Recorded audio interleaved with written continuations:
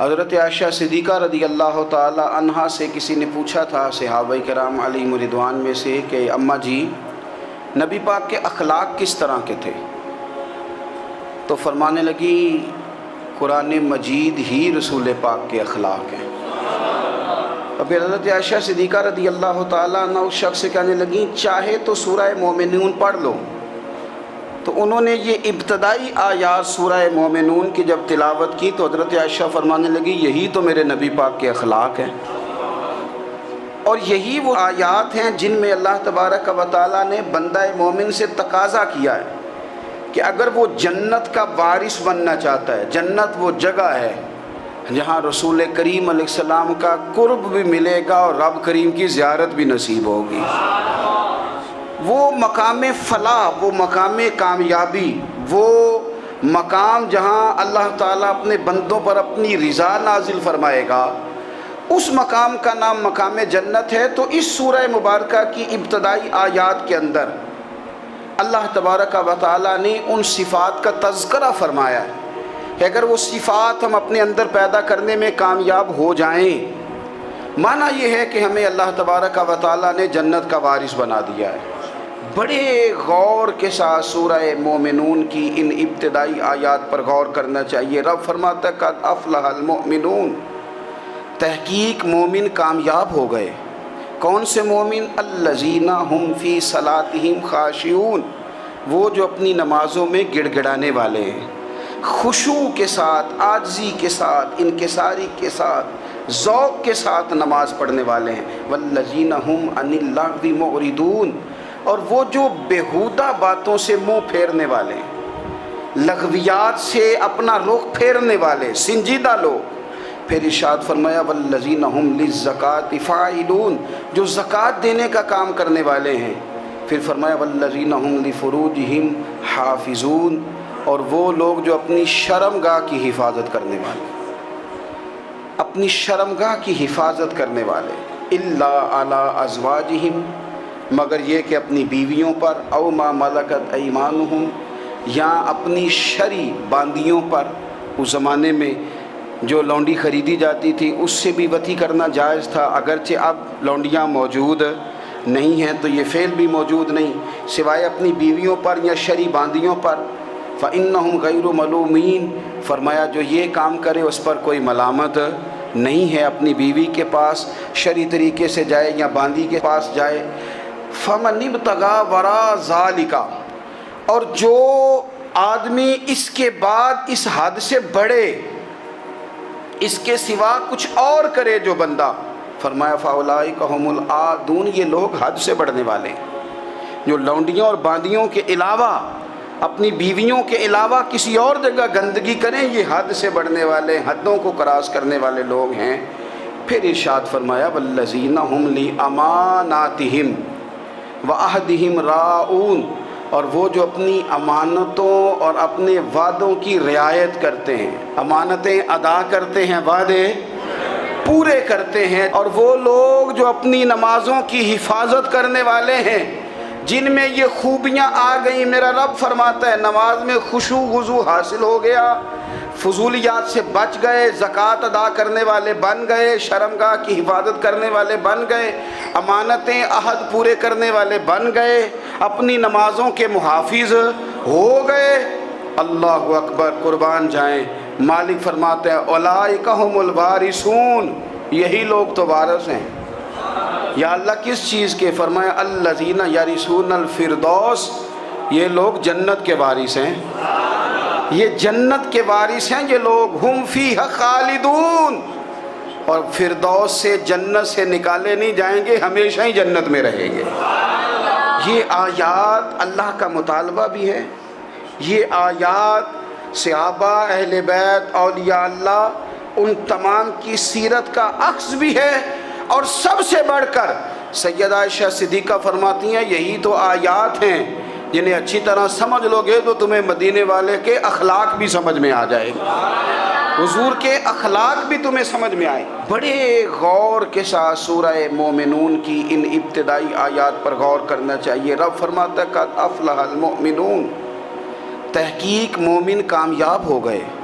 کون سے مومن؟ الذین هم فی صلاتہم خاشعون، وہ جو اپنی نمازوں میں گڑ گڑانے والے ہیں، خشوع کے ساتھ، عاجزی کے ساتھ، انکساری کے ساتھ، ذوق کے ساتھ نماز پڑھنے والے ہیں۔ دیکھیں قرآن نے یہ نہیں کہا شروع میں کہ وہ لوگ اپنی نماز پابندی سے پڑھتے ہیں، بلکہ فرمایا وہ نمازوں میں عاجزی کرتے ہیں، وہ نماز میں خشوع کرتے ہیں، خضوع کرتے ہیں۔ نماز ہم بھی پڑھتے ہیں، ڈھیر سارے لوگ ہیں جن کا یہ مطالبہ ہے کہ میرا نماز میں دل ہی نہیں لگتا۔ پہلی بات تو یہ ہے کہ دل نہ بھی لگے تو نماز پھر بھی پڑھنی ہے، اور دوسری بات یہ کہ دل لگانے کو بھی تو کچھ انسان کے پاس چیزیں ہونی چاہیے نا، کوئی ضروریات ہوتی ہیں۔ سب سے پہلی بات یہ کہ مسئلہ نماز کا نہیں، مسئلہ اہمیت کا ہے۔ آپ نے اللہ تبارک و تعالیٰ کی ذات کی، رب کریم کے جلالت کی جتنی زیادہ اہمیت اپنے دل میں محسوس کر لی، اتنا ہی نماز کی طرف توجہ آپ کی بڑھ جائے گی۔ آپ سادی سی مثال ہے، غور کر لیں، جتنا آپ اپنے استاد کو پروٹوکول دیتے ہیں، جتنی عزت کرتے ہیں، اتنا ہی وقت پہ آپ ان کے پاس پہنچ بھی جاتے ہیں۔ اگر آپ کے دل میں اہمیت نہیں ہے تو آپ ٹال دیں گے، اور جس استاد کی اہمیت ہے اس کے فون کی گھنٹی بجتے ہی فون بھی اٹھایا جائے گا، اور بات پوری مکمل بھی نہیں ہوگی تو کہا جائے گا جیسے آپ کہیں گے، اور جو وقت وہ دیں گے ان سے 10 منٹ پہلے پہنچنے کی کوشش بھی کی جائے گی۔ بس سمجھ لیں دل لگنے نہ لگنے کا مسئلہ نہیں، اہمیت کا مسئلہ ہے۔ آپ جتنی اپنے مالک کی بارگاہ کی اہمیت سمجھ لیں گے، اتنا ہی وقت پہ مسجد آئیں گے، اتنا ہی شوق سے نماز پڑھیں گے۔ دوسری بات، نماز کے ترجمے پہ غور کریں۔ آپ یقین کریں اگر نماز کا ترجمہ ہمیں آ جائے نا تو ہمیں تو یوں لگے کہ ہم تو اپنے مالک کی بارگاہ میں عرض و معروض کرنے حاضر ہوئے ہیں۔ یہ سورہ فاتحہ ہی دیکھ لیں آپ، حضور فرماتے ہیں، رب فرماتا ہے سورۃ فاتحہ آدھی میری ہے آدھی میرے بندے کی ہے۔ جب اس نے کہا الحمدللہ رب العالمین الرحمن الرحیم مالک یوم الدین ایاک نعبد و ایاک نستعین، جب یہاں تک وہ لفظ کہتا ہے تو یہ حصہ میرا تھا۔ اس نے اپنے رب کی تعریف کی، اور جب کہا نا اس نے اہدنا الصراط المستقیم، اب بندے نے التجائیں شروع کر دی۔ اس نے کہا کہ مالک بھی تو ہے، رحمان بھی تو ہے، رحیم بھی تو ہے، عبادت بھی تیری کرتے ہیں تو مدد بھی تو تجھی سے مانگنی ہے نا۔ اب مہربانی فرمانا اہدنا الصراط المستقیم، ہمیں سیدھا راستہ دکھا دے، صراط الذین انعمت علیہم، ان لوگوں کا راستہ دکھانا جن پر تو نے انعام کیا ہے، غیر المغضوب علیہم ولا الضالین، ان کے راستے پہ نہ چلانا جن پر تیرا غضب ہوا، جو گمراہ ہو گئے ان کے راستے۔ تو نماز میں جب ترجمے پر آپ کا غور ہوتا ہے تو آپ کا تو دل خود بخود لگ جاتا ہے، شوق بڑھ جاتا ہے آپ کا۔ تو اتنی چیزیں ہم زندگی میں یاد کرتے ہیں، تو اگر ترجمہ بھی نماز کا یاد کر لیں اور پھر شوق سے پڑھیں تو آپ یقین کریں طبیعت کھنچی چلی آئے گی۔ ہمارے یہاں کچھ لوگ نماز پڑھتے ہیں پر بڑی لاپرواہی سے پڑھتے ہیں، کبھی ادھر دیکھتے ہیں کبھی ادھر دیکھتے ہیں، کبھی بال سہلاتے ہیں۔ وہ میں نے دیکھا ہے سجدے جا رہے ہیں تو سیانے سیانے بندے کبھی کپڑے کو چھیڑ رہے ہیں، کبھی جگہ کو چھیڑ رہے ہیں۔ میرے نبی کریم صلی اللہ تعالیٰ علیہ وسلم نے فرمایا ان لوگوں کا کیا حال ہے جو اپنی نماز میں نظریں آسمان کی طرف اٹھاتے ہیں، رکوع سے اٹھے تو اوپر دیکھنا شروع کر دیا، کیا حال ہے ان کا۔ اور پھر حضور نے ایک موقع پر تو سختی فرمائی، فرمایا جو نماز پڑھتے اپنی نظریں آسمان کی طرف اٹھاتا ہے وہ باز آ جائے، ورنہ ایسا نہ ہو کہ رب اس کی آنکھیں ہی چھین لے، باز آ جائے اس کام سے۔ خشوع کے ساتھ نماز پڑھے، عاجزی کے ساتھ نماز پڑھے، اس کا دل لگا ہوا ہو نماز کے اندر۔ میرے نبی پاک صلی اللہ تعالیٰ علیہ وآلہ وسلم کے غلام حضرت انس بن مالک رضی اللہ تعالیٰ عنہ فرماتے ہیں کہ رسول پاک صلی اللہ علیہ وسلم نے مجھ سے فرمایا تھا کہ بیٹے نماز میں ادھر ادھر دیکھنے سے بچو، کیونکہ فرمایا نماز میں ادھر ادھر توجہ کرنا یہ بندے کو ہلاک کر دیتا ہے، ہلاکت ہے اس میں۔ اگر تم نے ادھر ادھر توجہ کی، نماز تم مالک کی بارگاہ میں کھڑے ہو اور تم دیکھ ادھر ادھر رہے ہو، تو ایک تو نماز عاجزی کے ساتھ۔ پھر فرمایا والذین ہم عن اللغو معرضون، وہ لوگ جو فضول باتوں سے، لغویات سے اپنا منہ پھیر لیتے ہیں، فضولیات سے۔ ہمارے ہاں نا بہت سارے لوگ ایسے ہیں جو بلا وجہ ان چیزوں میں دلچسپی لیتے ہیں جو ان کے مطلب کی نہیں ہے، ان کے مطلب کی مطلب آپ کسی سے ملنے کہتے کیا حال ہے؟ ٹھیک ہے جی۔ بچوں کا کیا حال ہے؟ ٹھیک ہے۔ بچے کتنے ہیں؟ تو بھئی آپ کو جب پتہ ہی نہیں تھا کتنے ہیں تو حال کیوں پوچھا آپ نے؟ آپ کرتے کیا ہیں؟ آپ کا بڑا بھائی کیا کرتا ہے؟ چھوٹا بھائی کیا کرتا ہے؟ ابا جی کیا کرتے ہیں؟ بھئی آپ کے مطلب کی بات نہیں، آپ مطلب کی مقصد کی بات کریں، بے مقصد باتوں میں الجھنے کی ضرورت نہیں ہے۔ دیکھیں، اپنا ادارہ میں چلاتا ہوں، اپنا گھر آپ چلاتے ہیں، اپنی ڈیوٹی آپ کرتے ہیں، آپ کو زیادہ بہتر پتہ ہے کہ آپ اپنا گھر کیسے چلا رہے ہیں، مجھے زیادہ بہتر پتہ ہے کہ میں مدرسہ مسجد، مجھے زیادہ بہتر پتہ ہے اس کے اندر کون سی اصطلاح کس طرح کرنی ہے، یہ مجھ سے زیادہ بہتر کوئی بندہ جانتا نہیں۔ اب ہم کیا کرتے ہیں، جب ہم دوسرے کے کام میں مداخلت کرتے ہیں تو دو نقصان ہوتے ہیں، ایک تو اس کے ساتھ ہمارا رائے کا اختلاف ہو جاتا ہے، اور دوسرا ہمارے اپنے بہت سارے کام رہ جاتے ہیں، کیونکہ ہماری توجہ ہی دوسرے کی جانب تھی، اپنے بڑے سارے کام رہ جاتے ہیں۔ اس لیے بہت ساری ایسی چیزیں ہیں جن میں بلا وجہ کوئی مقصد نہیں۔ ہم پرانے لوگوں سے باتیں سنا کرتے تھے، ہمارے بزرگ کہا کرتے تھے جڑے پنڈ جانا نہیں، جڑے پنڈ جانا نہیں اودہ راہ پوچھنے دی کی لغویات میں نہ الجھے، فضولیات میں نہ الجھے، یعنی ٹو میں رہنا، ٹو میں۔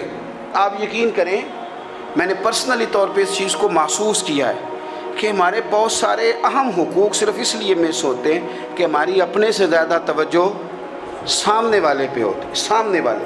میں نے دیکھا بڑے بڑے عجیب سوال اور بڑے بڑے انوکھے سوال، مطلب یہ کہ اتنی لمبی چوڑی، اور لوگوں کو بڑا پتہ ہوتا ہے یہ فلاں آدمی جو ہے اس کے بچے کتنے ہیں، وہ بیاہ کہاں پہ ہیں، کس کس علاقے میں ان کی شادیاں ہوئی ہیں۔ اتنی تفصیلات کی ہمیں ضرورت نہیں ہے، ہم سے تو ہمارے بارے میں پوچھا جائے گا، تو ہمیں اپنا معاملہ بڑا صاف ستھرا۔ دیکھیں کیا سونی بات کی مدینے والے رسول نے، قربان جائیں حضور کے جملوں پر۔ ایک شخص نے پوچھا حضور سونا اسلام کون سا ہے، خوبصورت مسلمان کون ہے؟ تو نبی پاک صلی اللہ علیہ وسلم نے فرمایا وہ خوبصورت مسلمان ہے جو بات اس کے مقصد کی نہیں، بے معنی ہے وہ بات وہ چھوڑ دے۔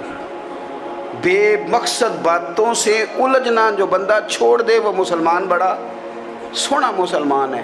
ہم کمزور اس لیے ہوتے ہیں کہ ہماری توجہ زیادہ دوسروں کی باتوں پر پڑتی ہے۔ پھر فرمایا والذین ھم للزکاۃ فاعلون، وہ لوگ جو زکوٰۃ دینے کا کام کرتے ہیں، صدقات کرتے ہیں، خیرات کرتے ہیں، وہ کامیاب ہو جاتے ہیں۔ پھر فرمایا والذین ھم لفروجہم حافظون، وہ جو اپنی شرمگاہ کی حفاظت کرتے ہیں۔ نوجوان میری بات پر توجہ کریں، فرمایا وہ لوگ جو اپنی شرمگاہ کی، والذین ھم لفروجہم حافظون، وہ لوگ جو اپنی شرمگاہ کی حفاظت کرتے ہیں۔ حضور غوث پاک رضی اللہ تعالیٰ عنہ فرمایا کرتے تھے دو چیزیں انسان اپنی سنبھال لینا، ایک پیٹ اور ایک شرمگاہ، تو فرماتے تھے ولایت اس کے بڑی قریب آ جاتی ہے۔ ہم نہ ان لذات میں الجھ جاتے ہیں۔ سیانے سیانے بندے روٹی کمر سیدھی کرنے کے لیے کھانی چاہیے، زبان کے ذائقے کے لیے نہیں کھانی چاہیے۔ یہ زبان کا ذائقہ لگ جائے یہ کہیں کا نہیں چھوڑتا انسان۔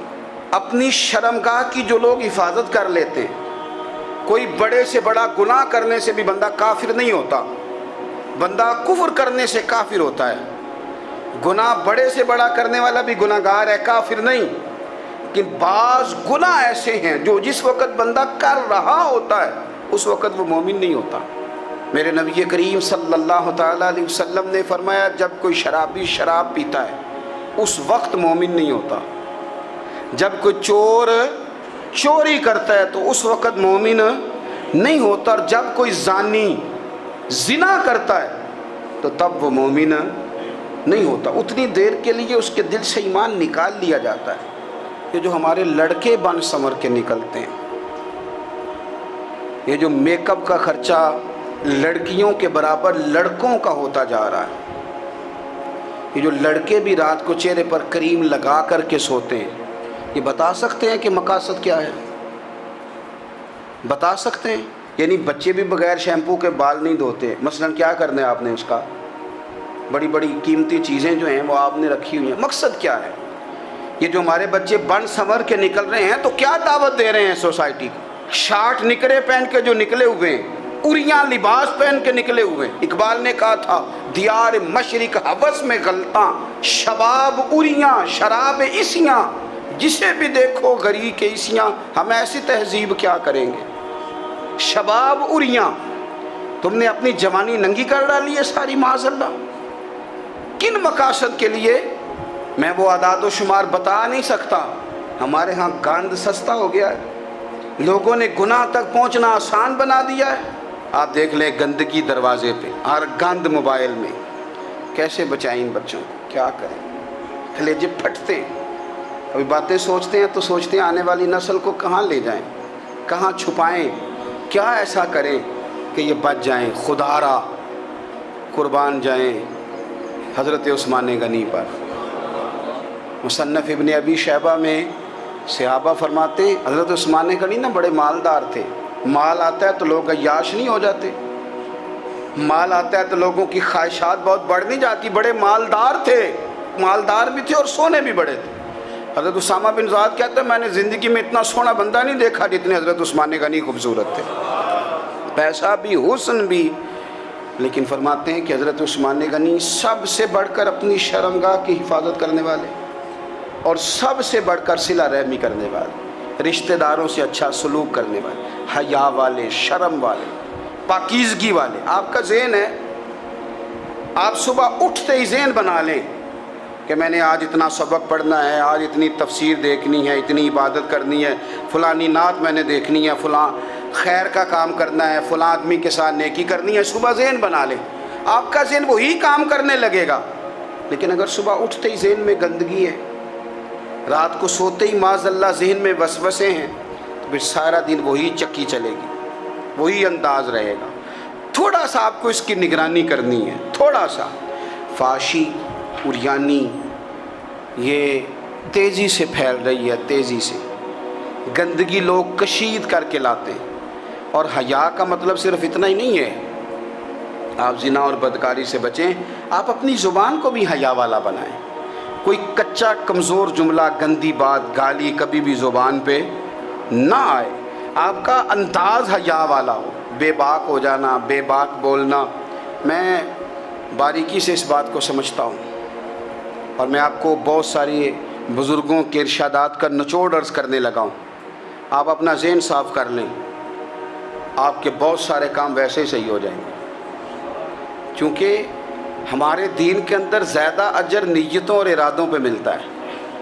आपके जो अंदर की पाकीज़गी है वो बहुत सारा फ़ज़ल लाती है अल्लाह का। और अगर दिल ही नापाक हो, ज़हन ही नापाक हो, तो वो खैर की चीज़ें किस तरह करके दाखिल होंगी?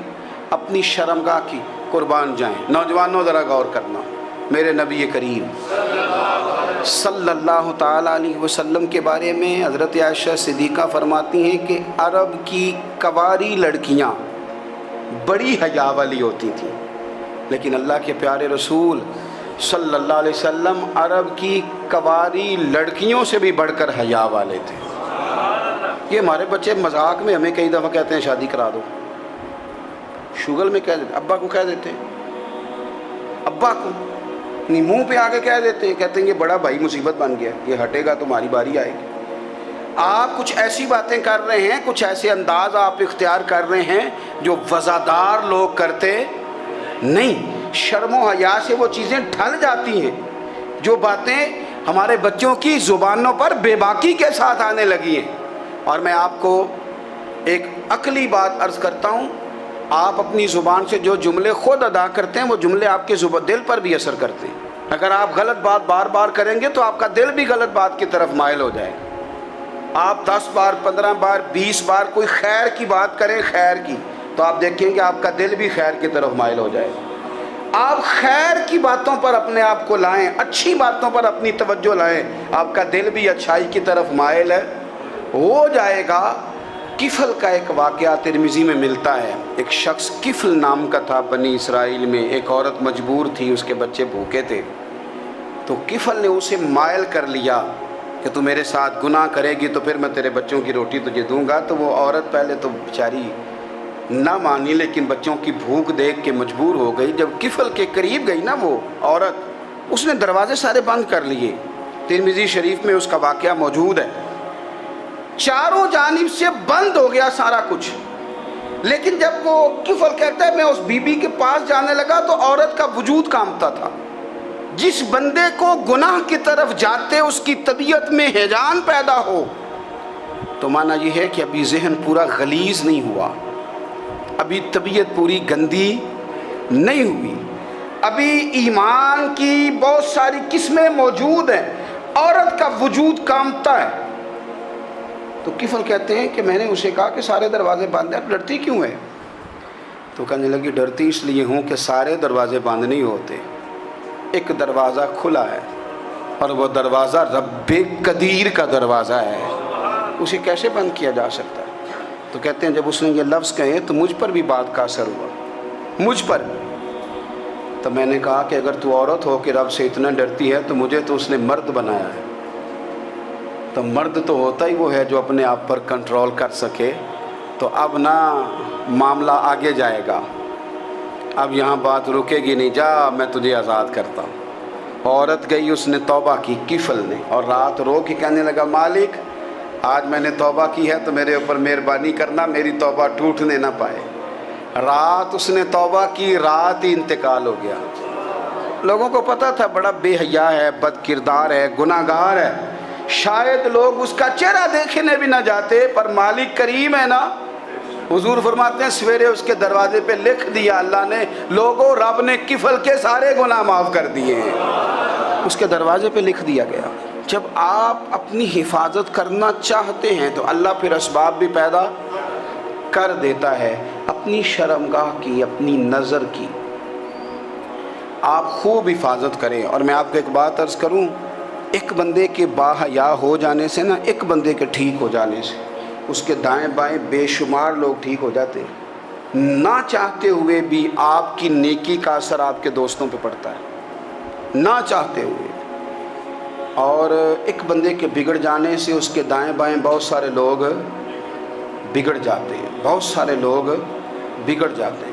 آپ اگر اپنے لب و لہجے پر یہ پابندی لگا سکیں اور اپنے آپ کو اگر آپ سنبھال سکیں تو پھر یاد رکھیے گا بڑی ساری چیزیں بہتر ہو جائیں گی. کچھ چیزیں ایسی ہوتی ہیں جو ہم نہ فراخ دلی سے بانٹتے ہیں, اور کچھ چیزیں ایسی ہوتی ہیں جو مجبور ہو کر ہم دیتے ہیں. کئی دفعہ ایسا ہوتا ہے کہ سامنے والا کچھ زیادہ تکلیف میں ہوتا ہے اور ہمارے پاس بھی وسعت نہیں ہوتی, لیکن زیادہ اجر اسی بندے کو ملتا ہے جو تھوڑی تکلیف برداشت کرے اور سامنے والے کی تکلیف کو دور کرے. مدینہ منورہ میں نا قحط پڑ گیا تھا, غلہ نہیں ملتا تھا, تو قحط کے زمانے میں لوگ نا پھر چیزوں کو مہنگا کر کے بیچتے ہیں. ہمارے ہاں ایک طرف چینی کی لائنیں لگی ہوتی ہیں اور دوسری دفعہ چھاپا پڑتا ہے, پورے کے پورے گودام بھرے ہوئے نکل آتے ہیں. لوگ مصنوعی قلت پیدا کر دیتے ہیں. حضرت عمر فاروق رضی اللہ تعالیٰ عنہ کے زمانے نور میں قحط پڑ گیا تھا, گندم کا دانہ اس طرح ہو گیا تھا جس طرح سونا ہے. سیدنا عثمان غنی رضی اللہ تعالیٰ عنہ کے نا بہت سارے اونٹ غلے کے بھرے ہوئے مصر سے آئے, اور لگتا یوں ہے کہ وہ شخص آپ ہی کو غلہ دیتا تھا, کسی اور کو دیتا بھی نہیں تھا, جو اونٹ بھر کے اس نے دیے. تو مدینہ منورہ کے اندر جب وہ مال پہنچا نا, آپ کو بتانا یہ چاہ رہا ہوں کہ ساری تجارت بندوں سے نہیں کرنی چاہیے, کچھ اللہ سے بھی کرنی چاہیے. رب سے جو بندہ تجارت کرتا ہے وہ بڑا کامیاب ہوتا ہے. وہ غلے سے بھرے ہوئے اونٹ آپ کے پہنچ گئے تو تاجر آئے, انہوں نے آ کے کہا عثمان ہم کھول کے نہیں دیکھتے کہ اندر مٹی ہے کہ سونا ہے, اور یہ بھی نہیں پوچھتے آپ نے کتنے کا خریدا, آپ کی زبان پر اعتبار ہے, آپ نے جتنے کا مال لیا ہے نا ہم ڈبل دیتے ہیں, آپ ہمیں دے دیں. آپ فرمانے لگے نہیں مجھے زیادہ نفع ملتا ہے. انہوں نے کہا 2 گنا, فرمایا نہیں زیادہ ملتا ہے. کہا 3 گنا, فرمایا زیادہ ملتا ہے. وہ کہنے لگے اس سے زیادہ تو کوئی تاجر ہے ہی نہیں جو زیادہ دے. فرمایا بس مجھے ملتا ہے نا. کہا کتنا ملتا ہے؟ فرمانے لگے لگتا ہے کہ اگر وہ تاجر زیادہ کرم نوازی کرے تو 700 گنا تو دے گا ہی, اور باقی کریم ہے. انہوں نے کہا جی نہیں اتنا نہیں ہم دے سکتے, پھر آپ بیچ لیں. یہ بات ہی سمجھ میں نہیں آتی. لوگ چلے گئے تو حضرت عثمان غنی مال اٹھا کے مسجد کے دروازے پہ لے گئے, جا کے کہنے لگے اے عمر اعلان کر دیں جس غریب کو گندم کی ضرورت ہے, آسانی کے دور میں نہیں دقت کے دور میں, جب لوگوں کو مل نہیں رہی چیز, جس کو ضرورت ہے وہ آئے اور آ کے لے جائے۔ جب جناب عثمان غنی کے اس غلے کا اعلان ہوا تو تاجروں کو اب مسئلہ سمجھ میں آیا کہ یہ 700 گنا کو بندہ نہیں دے رہا، یہ رب کریم عطا فرما رہا ہے۔ میرے عزیز، کچھ سودے رب کے ساتھ بھی کریں۔ اگر کوئی بڑا ضرورت مند دروازے پہ آ جائے نا تو پھر اپنا نفع نقصان نہیں سوچنا، پھر تو رب کے ساتھ تجارت کرنی ہے۔ ضرورت مند کی ضرورت کا لحاظ کرنا، یہ نہ مسلمانوں کے ایک دوسرے کے قریب کرے گا۔ ہم کون ہوتے ہیں کسی کی حاجت پوری کرنے والے، ضرورت پوری کرنے والے؟ کرنے والا تو اللہ ہے۔ تو اگر رب ہمیں کبھی وسیلہ بنائے، ذریعہ بنائے، تو پھر ہمیں ذرا نا خوش دلی سے بننا چاہیے، ذوق اور شوق سے بڑھنا چاہیے، پھر ہمیں کمزور نہیں پڑنا چاہیے۔